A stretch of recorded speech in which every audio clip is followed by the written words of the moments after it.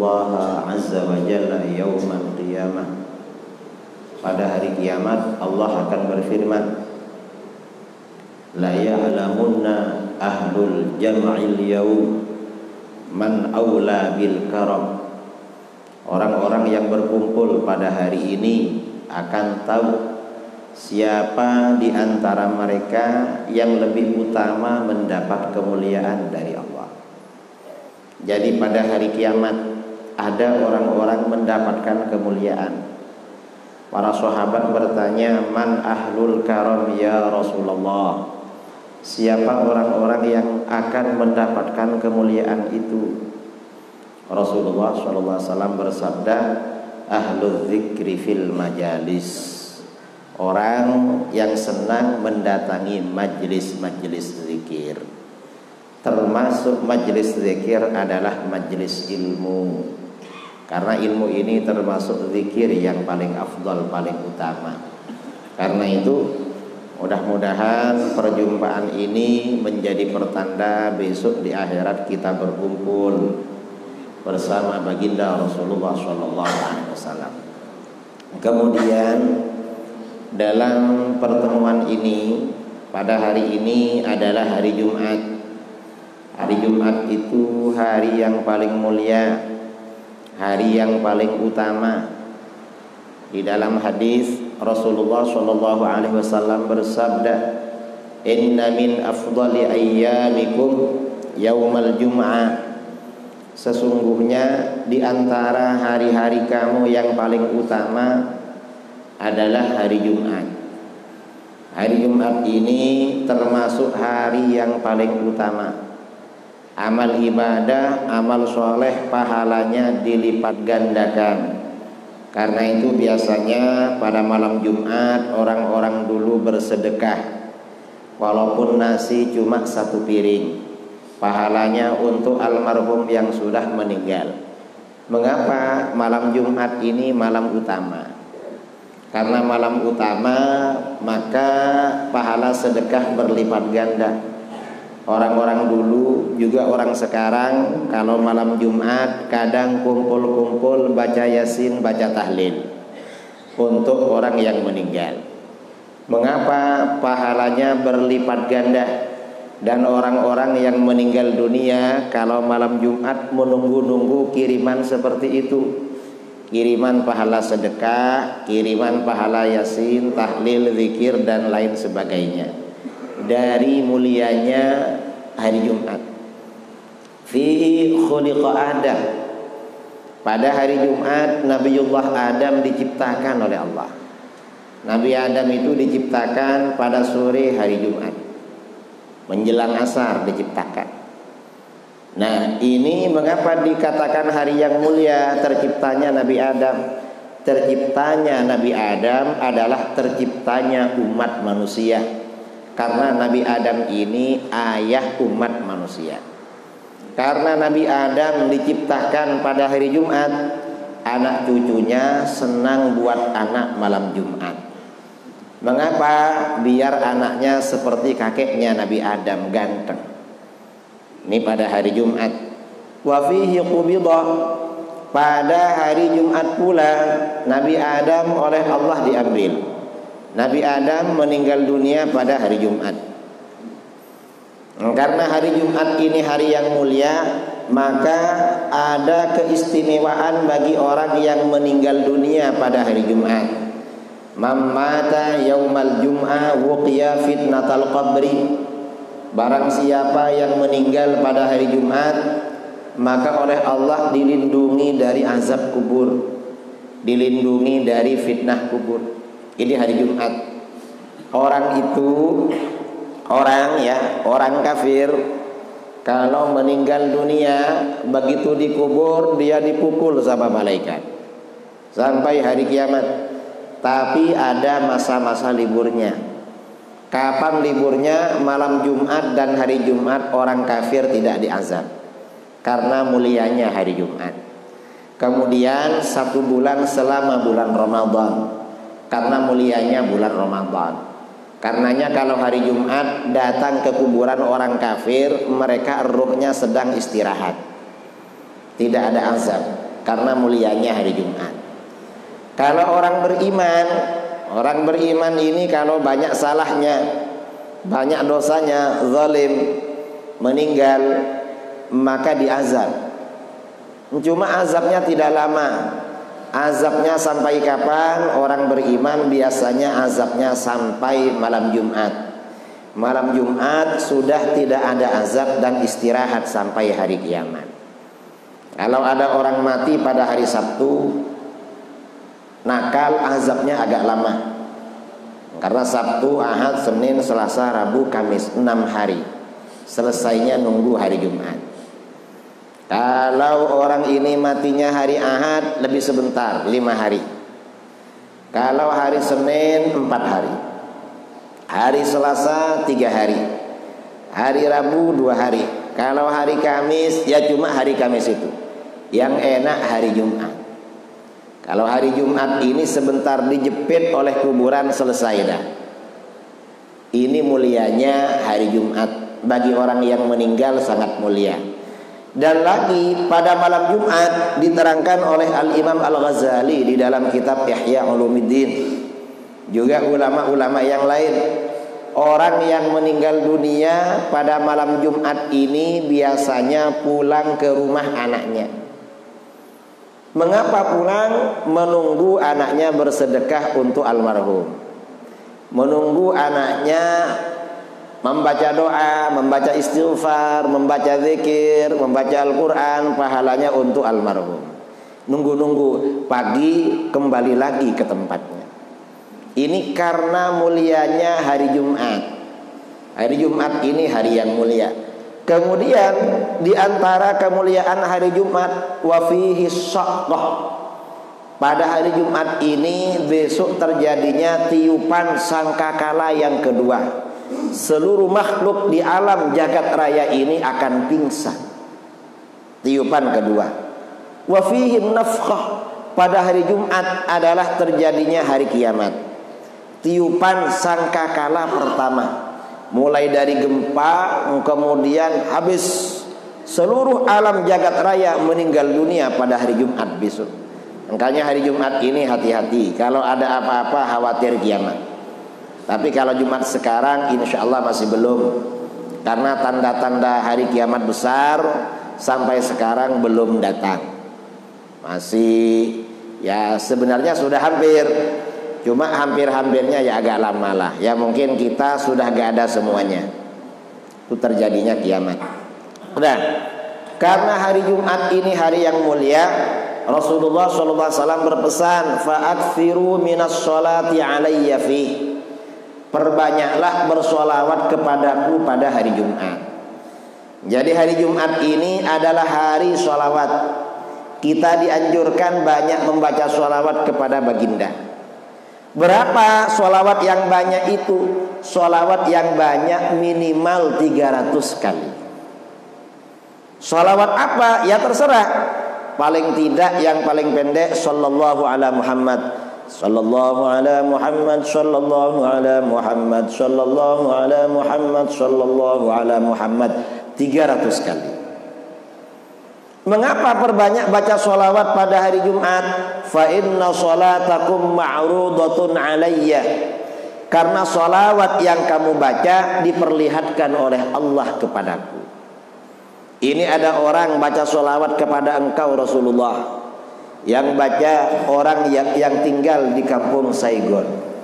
Loh, orang kampung Saigon baca sholawat kepadaku. Kalau orang baca sholawat kepada baginda, maka Rasulullah membalas sholawatnya. Kira-kira kita ini ingin apa enggak Rasulullah kenal kita? Ingin. Kalau ingin dikenal Rasulullah, banyak baca sholawat. Terutama hari Jumat. Ini baca sholawat. Jadi walaupun dari jauh diperlihatkan. Kalau baca sholawat dekat-dekat, Rasulullah bukan hanya diperlihatkan, dengar dan tahu secara langsung. Itu kalau dekat.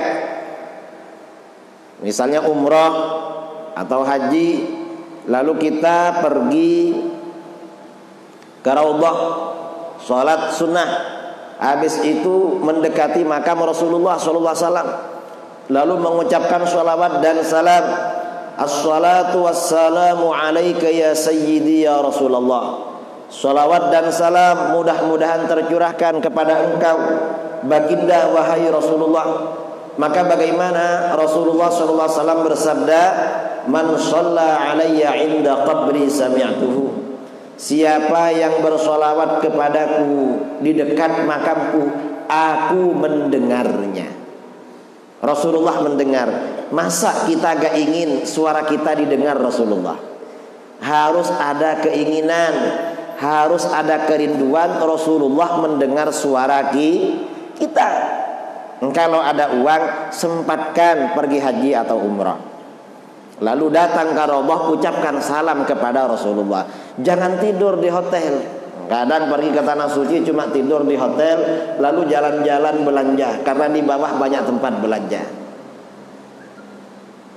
Datang ke makam Rasulullah karena Rasulullah tahu, oh ini orang kampung Saigon dari mana ini? Dari Pontianak datang ke sini. Rasulullah tahu. Loh, kalau dari jauh gimana Ustaz? Kita ini kan gak mungkin tiap Jumat ke sana, tiap hari ke sana. Wa man shalla alayya min ba'id bulliltuhu. Barang siapa yang bersolawat kepadaku dari tempat yang jauh, maka solawat itu disampaikan kepadaku oleh Allah Azza wa Jalla. Disampaikan. Apakah masuk akal kita bersolawat dari jauh? Rasulullah tahu sangat masuk akal. Sekarang ini ada handphone bagus. Kita ceramah di sini direkam, live streaming di handphone, masuk YouTube atau masuk Facebook, seluruh dunia dapat mengetahui kegiatan kita di sini. Tahu sekarang ini ada CCTV di rumah-rumah, ditaruh CCTV, gelombang CCTV disambung dengan gelombang yang ada di handphone. Orangnya pergi ke Pontianak, pergi ke Palangkaraya, pergi ke Tapang, pergi ke Surabaya. Apa yang ada di rumahnya bisa dimonitor melalui layar CCTV. Manusia saja sekarang ini mampu melakukan rekayasa teknologi, mengetahui peristiwa di tempat lain, apalagi adalah rekayasa Allah. Sangat masuk akal. Jadi hari Jumat seperti sekarang ini dianjurkan banyak membaca sholawat, karena Rasulullah tahu sholawat kita. Para sahabat bertanya, kaifa tu'radu 'alaika salatuna ya Rasulullah wa qad arimta aw wa qad balita. Bagaimana salawat kami diperlihatkan kepada engkau wahai Rasulullah, sedangkan engkau sudah rusak, tulang belulang ini kalau dikuburkan biasanya hancur jadi tanah. Rasulullah SAW menjawab, Innallah harrama 'alal ardi an ta'kula ajsadal anbiya. Sesungguhnya Allah melarang tanah merusak jasad para nabi. Para nabi ini walaupun wafat, al-anbiya ahya fi quburihim yusallun. Para nabi walaupun sudah meninggal, hakikatnya masih hidup. Di kuburan mereka senantiasa menunaikan sholat kepada Allah Azza wa Jalla. Nah, ini keutamaan hari Jumat. Karena hari Jumat ini hari yang utama. Pada hari Jumat ada surat-surat yang dianjurkan dibaca pada kita. Apa? Di antaranya adalah surat Kahfi. Orang yang baca surat Kahfi, kalau Dajjal datang oleh Allah dijaga dari Dajjal. Orang yang baca surat Kahfi pada hari Jumat, maka surat Kahfi ini menjadi cahaya bagi dirinya hingga hari Jumat yang akan datang, selama 8 hari. Maksudnya menjadi cahaya itu artinya apa? Maksudnya boleh jadi menerangi hati kita. Setiap melangkah, mana yang benar, mana yang salah, mana yang baik, mana yang tidak baik. Di dalam hati ada jalan terang. Oh, ini baik, dilakukan. Ini tidak baik, jangan dilakukan. Ini orang yang membaca surat Kahfi pada hari Jumat. Pada masa-masa sekarang, kita ini sangat penting untuk mengetahui jalan yang benar. Mengapa penting? sekarang ini zaman-zaman penuh fitnah, zaman-zaman penuh godaan, zaman-zaman penuh ujian. Jadi sekarang ini masa-masa penuh ujian. Kebenaran kadang disamar-samarkan, dibilang tidak begitu benar. Yang salah ditampak-tampakkan seakan-akan benar. Ini zaman sekarang memang. Makanya kita pada zaman sekarang ini, kita ini harus banyak amal soleh, banyak mengaji kepada orang-orang yang bisa dipercaya, kepada para habaib, kepada para asatid, para ulama yang bisa dipercaya. Mengapa? Ini memang obatnya zaman akhir. Di dalam hadis Rasulullah SAW bersabda, badiru bil a'mali fitanan kaqita'il lailil mudhrib. Berlomba-lombalah melakukan amal-amal baik dulu-duluan dengan fitnah-fitnah yang datang pada kalian. Fitnah-fitnah itu kalau datang seperti potongan-potongan malam yang gelap. Jadi pada zaman seperti sekarang, kita dianjurkan segera mengaji. Yang ulama segera menyebarkan ilmunya, segera melakukan kebaikan. Mengapa? Khawatir fitnah-fitnah datang duluan. Kalau fitnah datang duluan, nanti kita terpengaruh dengan fitnah. Fitnah itu artinya bisa jadi godaan, bisa jadi ujian, di mana fitnah-fitnah ini seperti potongan-potongan malam yang gelap. Ajaran yang salah dibilang benar, ajaran yang sesat dibilang tidak sesat. Loh, kok seperti potongan-potongan malam yang gelap? Kadang-kadang ajaran ini salah, tapi yang mengatakan katanya kok ustaz. Salah tapi yang bilang ustaz. Jangan-jangan ini benar. Ini namanya fitnah. Ada ajaran tidak benar, tapi yang mengikuti dan menjalankan kok kiai. Loh, katanya ini gak benar, tapi yang ngomong kok kiai. Ada ajaran tidak benar, loh katanya ini gak benar, tapi yang ngomong kok ustaz, kok habib. Bingung. Makanya ini zaman banyak fitnah ini, kita harus banyak beramal soleh, rajin mengaji kepada para ulama yang bisa dipercaya.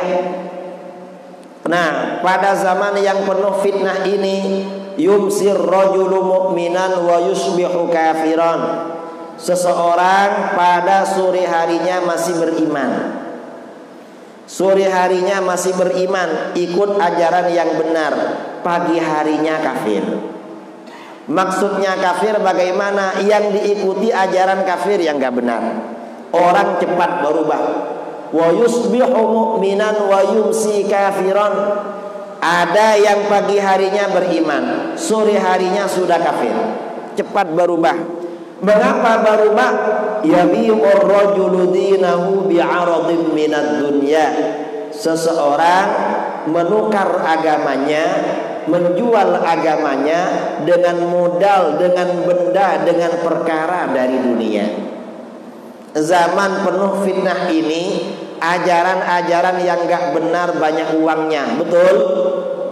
Ikut aliran Syiah dapat uang, ikut kelompok radikal takfiri dapat uang, ikut kelompok ini ada uangnya. Ya kadang-kadang yang ikut gak dapat uang, tapi ustadz yang mengajak dapat uang banyak. Ini fitnah.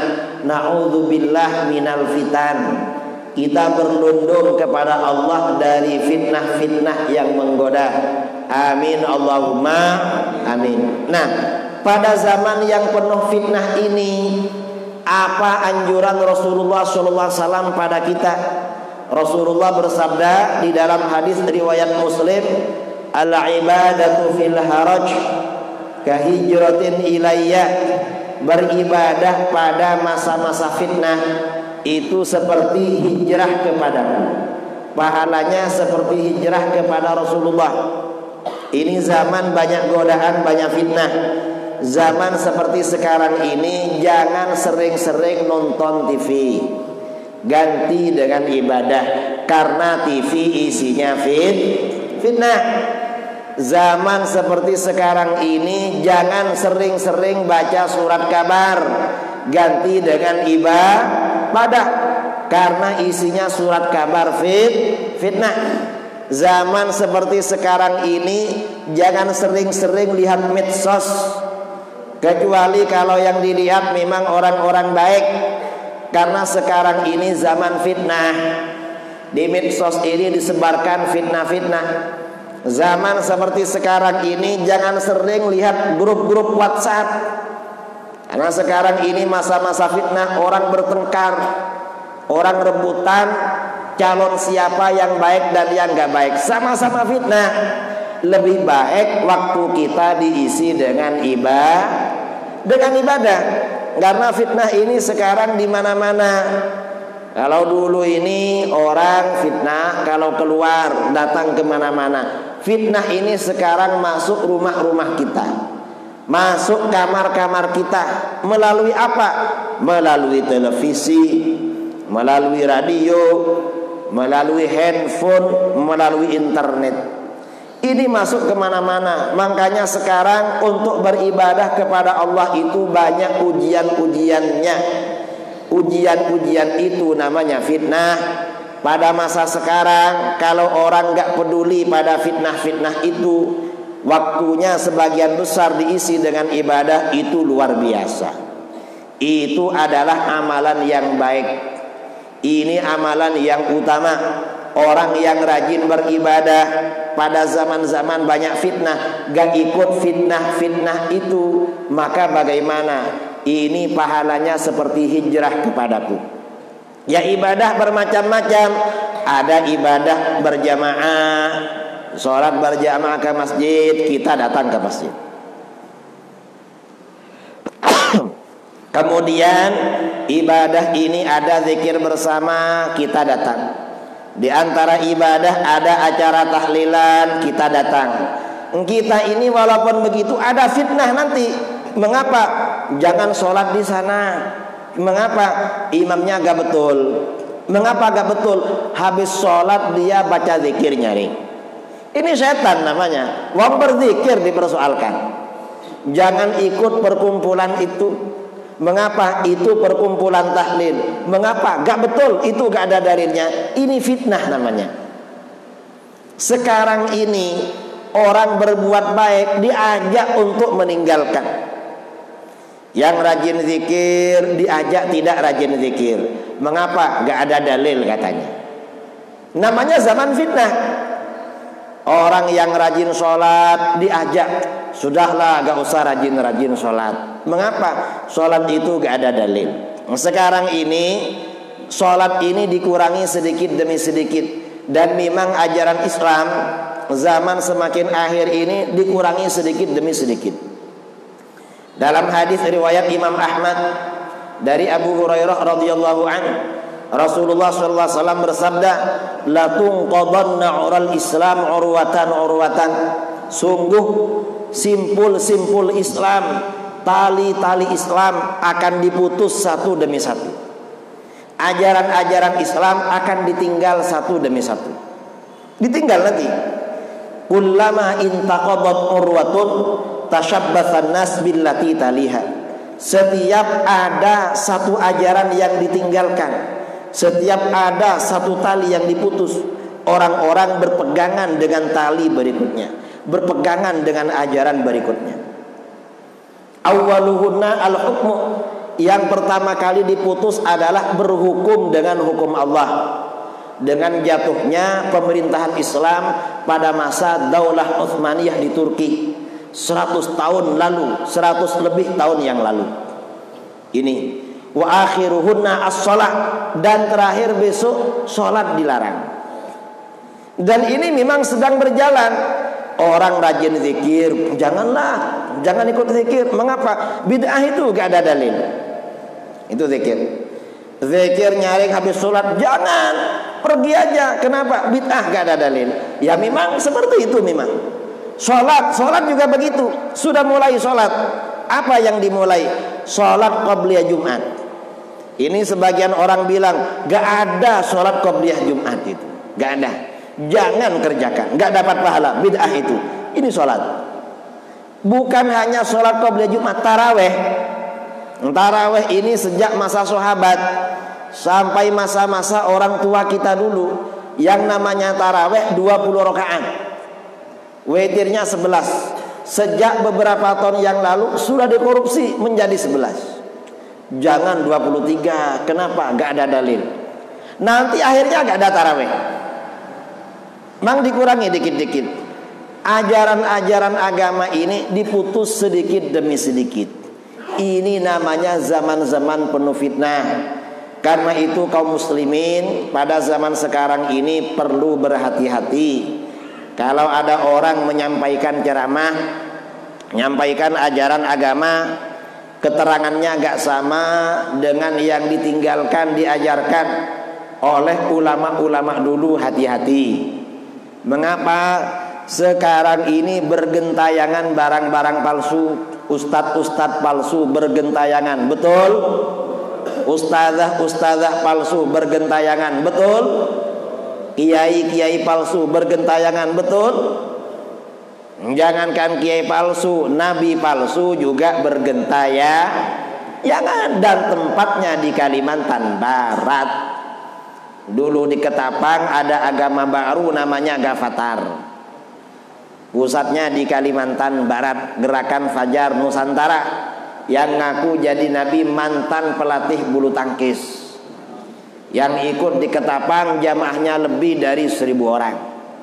Ini zaman akhir memang banyak seperti itu. Makanya kita ini perlu berhati-hati. Mudah-mudahan apa yang kita bicarakan bermanfaat. Amin Allahumma amin. Karena tadi kata panitia ceramah 30 menit.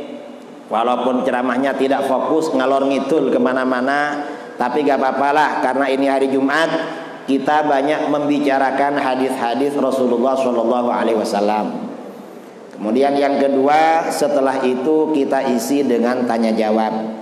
Mungkin saudara-saudara ada yang mau dicurhatkan pada saya atau mau ditanyakan. Pertanyaan bebas, monggo. Fadhal.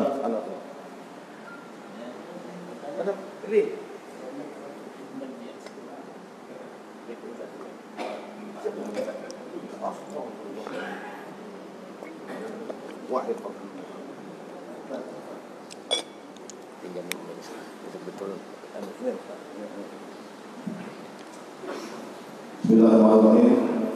Assalamualaikum warahmatullahi wabarakatuh.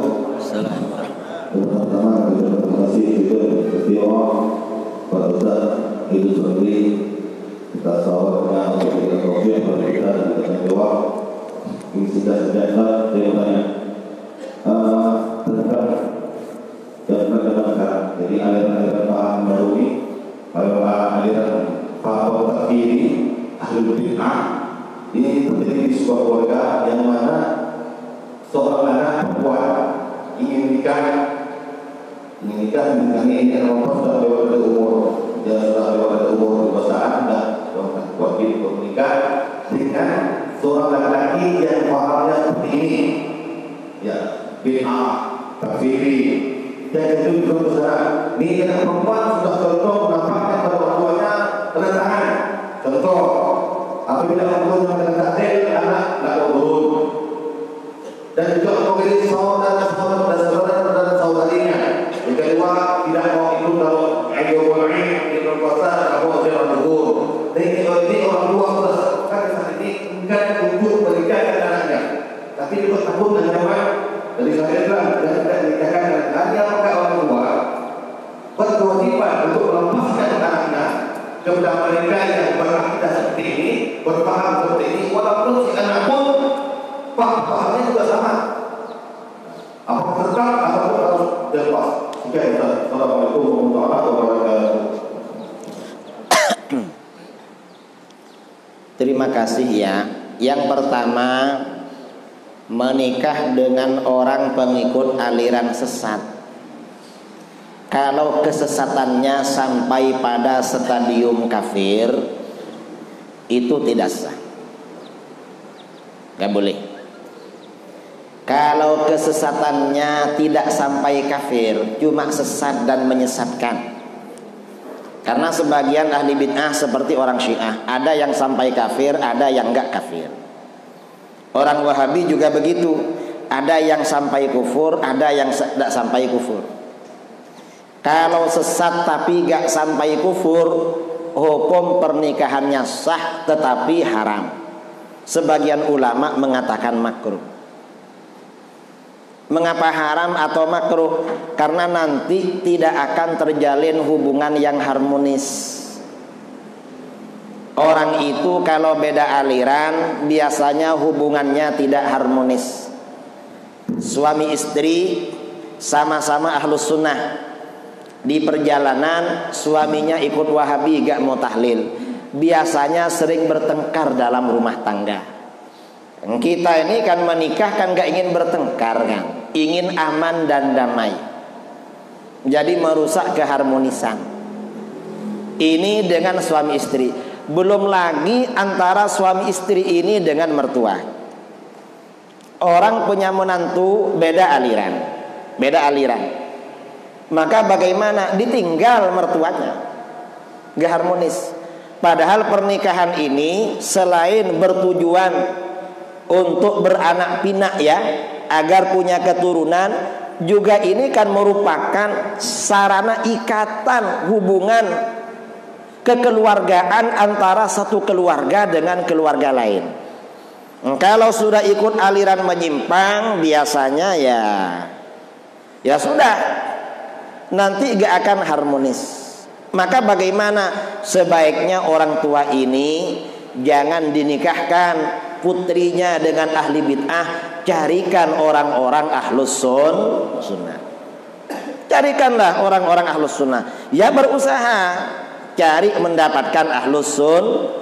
Memang sekarang anak perempuan sekarang zaman milenial repot kadang. Kalau dapatnya orang tua ditinggal lari kadang suaminya itu. Maka bagaimana?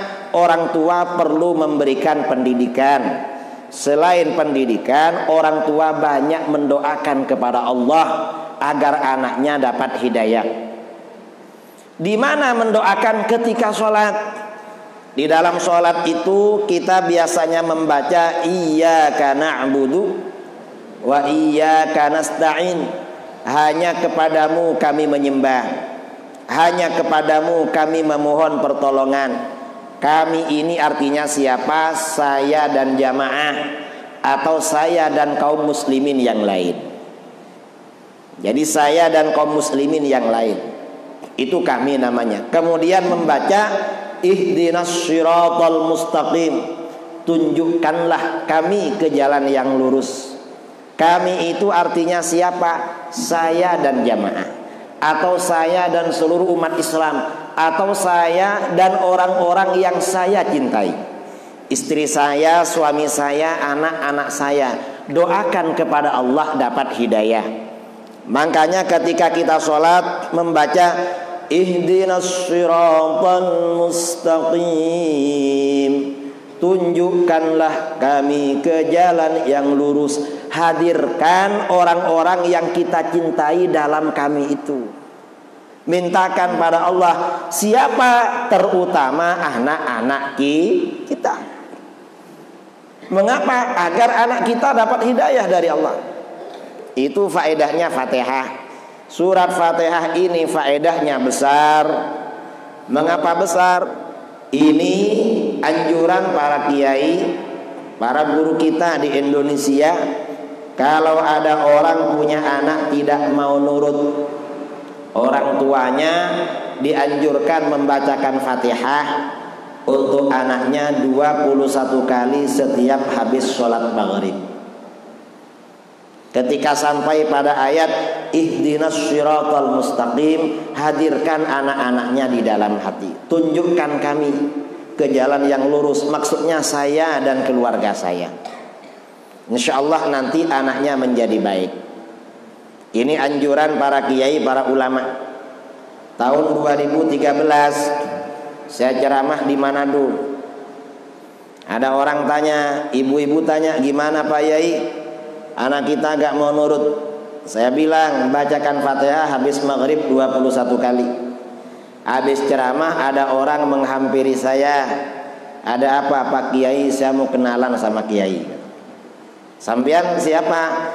Nama saya ini, saya juga orang Jawa Pak Yai. Jawanya Jawa Pundi. Jawa mana? Saya Jawa Tengah. Ada perlu apa? Saya mau cerita Pak Kiai tentang Fatihah. Gimana? Dulu ayah saya nakal. Yang nakal ayahnya, bukan anaknya. Loh gimana? Ayah saya gak mau sholat. Setiap disuruh sholat cari alasan. Sholat ya. Kita ini malu punya ayah gak sholat. Yang lain ayahnya sholat semua loh. Cuma ayah kita yang gak sholat. Ya sudahlah, saya ini sudah terlanjur. Saya sudah kadung terlanjur gak sholat. Sholat ya. Ayah ini sebentar lagi mati. Gimana kalau ditanya malaikat mungkar nakir? Itu urusan saya, bukan urusan kamu. Ayah gak mau sholat. Karena ayah dinasehati gak mau sholat, saya sowan ziarah pada guru saya, Kiai Harun Asrori. Saya curhat pada beliau, gimana Kiai, ayah saya gak mau sholat. Lalu kata Kiai saya gini aja, setiap selesai sholat kamu baca Fatihah untuk ayah kamu. Berapa kali Kiai? Terserah kamu. Terserah kamu.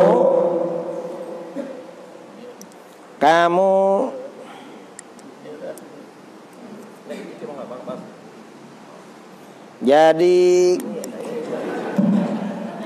kamu baca Fatihah, terserah kamu. Semakin banyak semakin baik. Tapi yang istiqomah dan khusyuk setiap habis sholat, niatkan berdoa kepada Allah agar ayah kamu dapat hidayah. Saya setiap habis sholat baca Fatihah berulang-ulang dengan khusyuk secara rutin. Setelah dapat beberapa lama, saya pulang ke rumah, masuk kamar ayah. Di meja di kamar ayah ada buku tuntunan sholat lengkap. Saya terkejut. Saya cari mama ke belakang. Mama letakkan buku tuntunan sholat ya di kamar ayah. Enggak. Itu dari mana? Mama gak tahu. Karena mama gak tahu, saya cari adik perempuan saya. Saya tanya, Dek, itu di kamar ayah kok ada buku tuntunan sholat? Dari mana? Itu tempo hari ayah ke pasar, lalu beli buku itu. Loh gimana ceritanya? Ayah diam-diam belajar sholat lagi. Karena sudah lama gak sholat. Ternyata apa? Sejak itu ayah sholat sampai meninggal dunia. Ini faedahnya doa. Khasiatnya doa. Kalau anak kita nakal, didoakan kepada Allah. Kalau anak kita nakal, ikut terpengaruh pemahaman lain, bawa ngaji kepada ustaz atau ustazah. Apa yang mengganjal dalam pikirannya, tukar menukar pikiran dengan ustaz atau ustazah. Barangkali nanti dia menyadari dan memahami. Ini pertanyaan pertama. Jadi masalah pernikahannya dengan aliran sesat, kalau tidak sampai kafir, sebagian ulama mengatakan haram, sebagian ulama mengatakan makruh. Tapi yang jelas gak baik. Mengapa? Tidak akan harmonis. Nanti walaupun orang tuanya meninggal, gak akan tahlil, gak akan ziarah kubur. Na'udzubillah min dzalik. Ada pertanyaan lagi? Silakan.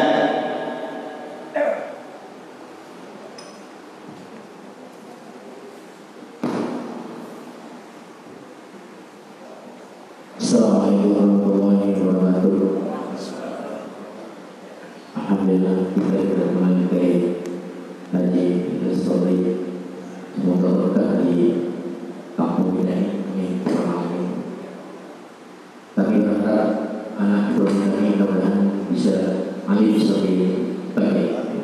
Amin, amin, amin, amin. Jadi pertanyaan saya ini mungkin karena dari pertanyaan bebas, jadi saya dengan bebas. Saya ingin tanyakan, bagaimana apa amalan yang bisa membuat kita aktif seperti ibadah? Ini itu aja yang dapat pertanyaan. Yang kedua, kaitan dengan pertanyaan pertama tadi ini. Jadi saya agak sedikit teringat dengan cerita istri saya terkait dengan pertanyaan ini, yaitu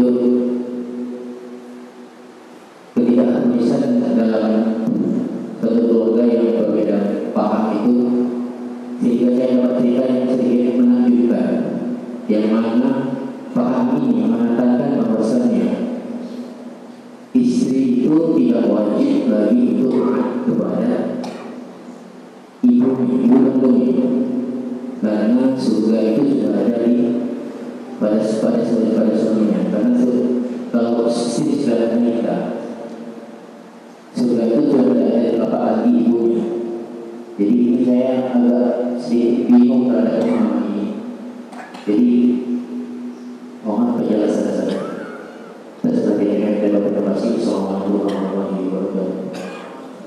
Assalamualaikum warahmatullahi wabarakatuh. Jadi memang ya, anak perempuan kalau sudah menikah maka sepenuhnya berada di bawah tanggung jawab suami, dan ketaatan hanya kepada suami. Tetapi anak ini tetap wajib silaturahim dengan orang tuanya dan mengajari anak-anaknya bersilaturahim dengan kakek neneknya, juga dengan paman-paman dan bibinya. Kalau beda aliran, anaknya gak dibawa silaturahim, putus nanti. Kalau masalah ketaatan memang betul, tapi silaturahimnya gimana nanti? Apa anaknya akan dibawa kepada kakek neneknya? Gak bakal biasanya. Apa anaknya nanti akan dididik, dikenalkan, diakrabkan dengan paman dan bibinya? Gak bakalan. Kalau sudah beda aliran. Ini banyak. Saya 3 bulan yang lalu diundang ke Jakarta. Yang ngundang saya ini mantan Wahabi. Saya tanya, kenapa ngundang saya? Saya ini mantan Wahabi, Kiai. Loh, kenapa Wahabi? Dari orang tua dulu Wahabi, mertua juga Wahabi. Saya waktu ngelamar istri saya, mertua tanya, kamu ini NU apa Wahabi? Kalau kamu NU, saya gak mau. Yang laki-laki orang Surabaya, yang perempuan orang Banjarmasin.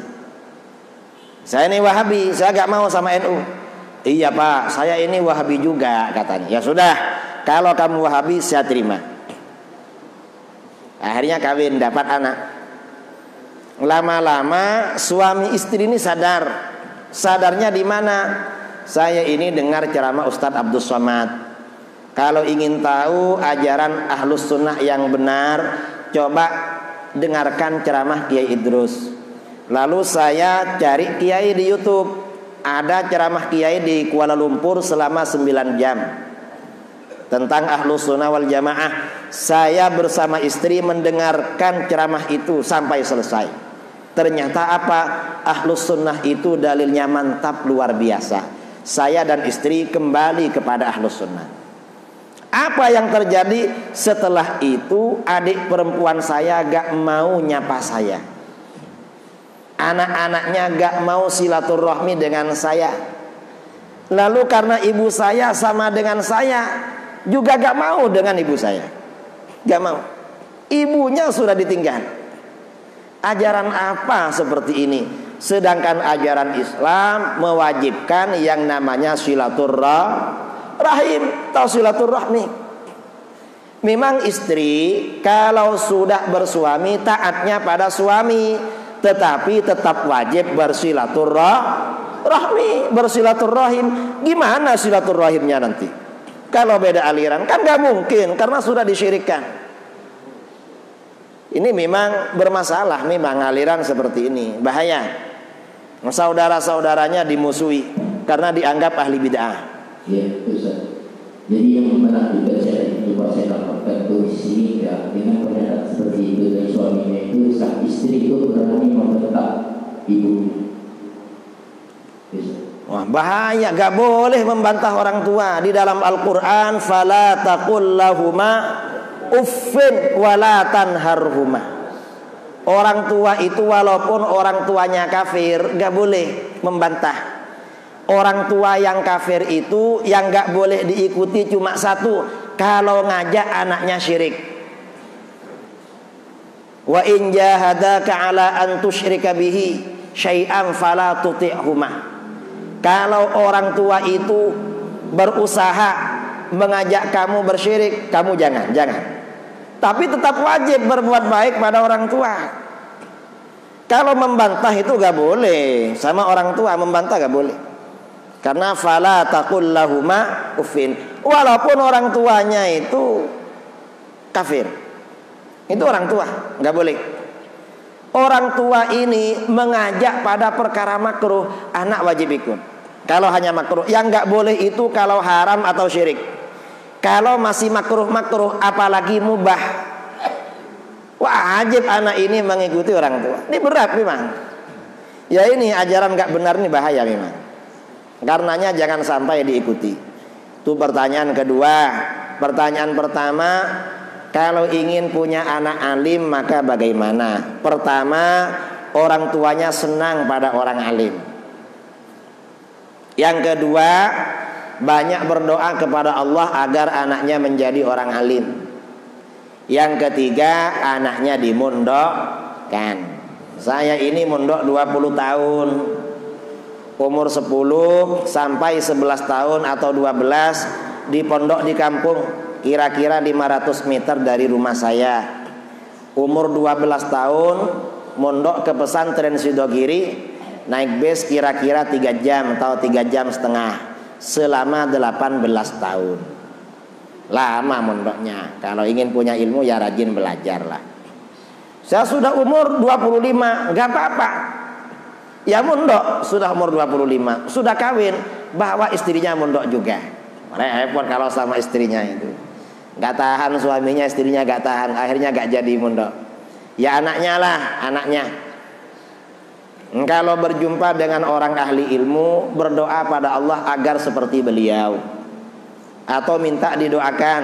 Imam Ghazali itu ayahnya bukan ulama besar, tapi Imam Ghazali rajin mendatangi tempat pengajian para ulama. Setiap melihat ulama, ayahnya Imam Ghazali berdoa menangis pada Allah, ya Allah, anak saya jadikan seperti itu. Memang selalu berdoa. Lama-lama ayahnya mau meninggal, anaknya masih kecil, dititipkan pada kawannya seorang ulama. Ini harta peninggalan saya, anak saya tolong diasuh, ajari ilmu agama. Imam Ghazali ini hidup dalam keadaan yatim, diasuh oleh seorang kiai. Lama-lama hartanya habis. Setelah habis oleh gurunya, kamu oleh ayahnya dulu dititipkan pada saya dengan uang peninggalan ayahmu. Uang kamu sudah habis, saya gak mampu menafkahi kamu. Maka bagaimana? Jalan keluarnya kamu belajar di pondok sana. Karena belajar di pondok sana biaya hidupnya ditanggung. Imam Ghazali dan adiknya mondok. Setelah mondok, karena rajin belajar, Imam Ghazali menjadi ulama besar, satu-satunya ulama yang menyandang gelar Hujjatul Islam.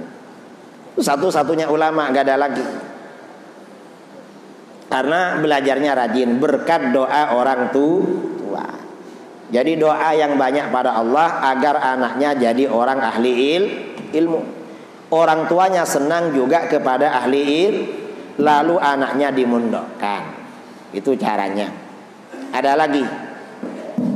Silakan. Assalamualaikum warahmatullahi wabarakatuh. Ini pertanyaan ini memang perlu ditanyakan karena akhir-akhir ini sangat vulgar sekali di video dan YouTube tentang orang Islam yang pakai sorban masuk gereja, kemudian ikut ngaji di gereja, kemudian dia tambah lagi pembenaran lintas orang, itu satu. Kemudian ada orang kafir dibawa oleh orang Islam masuk masjid, juga berceramah di masjid.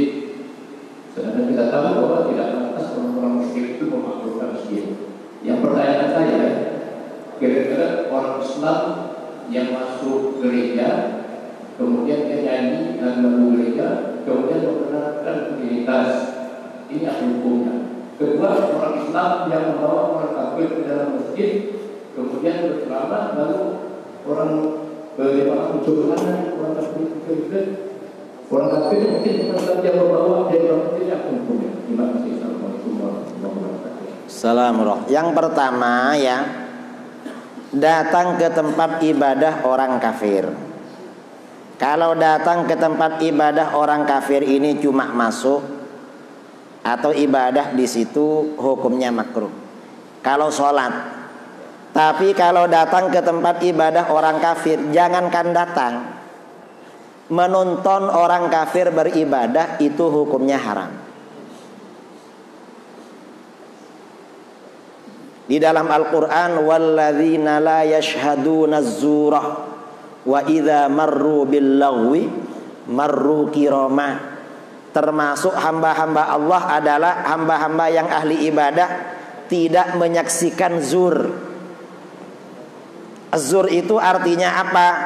Dulu pada masa jahiliyah di Madinah ada berhala namanya zur. Orang-orang jahiliyah menyembah itu setahun sekali. Setelah turun ayat walladzina la yashhaduna zura, kalau orang musyrik menyembah di situ, para sahabat cari jalan lain, enggak melihat. Menonton saja hukumnya haram, apalagi ikut ibadah Natalan.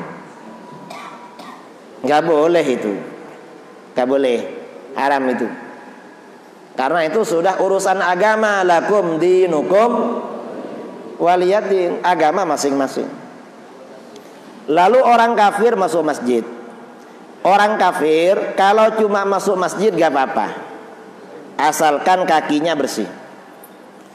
Tapi kalau orang kafir didatangkan di perkumpulan orang Islam, lalu dia duduk di depan, di masjid maupun di luar masjid, hukumnya haram. Kalau mau diundang jangan dimuliakan, harus ada di belakang. Gak boleh. Gak boleh.